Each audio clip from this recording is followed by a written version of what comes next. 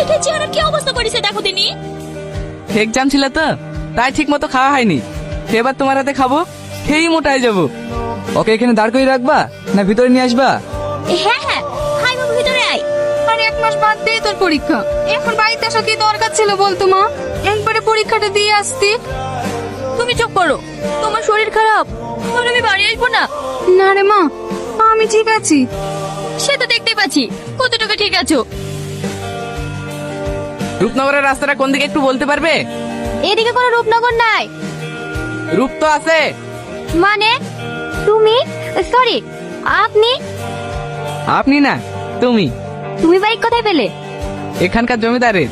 আপনাদের জমিদার অনেক বড় মনের মানুষ, কালকে আমার অনেক সেবা যত্ন করেছে। আবার আমার কি সৌভাগ্য দেখো, তোমার সঙ্গেও দেখা হয়ে গেল। চলো আমরা কোথাও ঘুরে আসি। আমরা তো একে অপরকে চিনি না, তাই না? চেনা না থাকলেও মনে হচ্ছে আমরা এক অপরকে অনেক আগে থেকেই চিনতাম।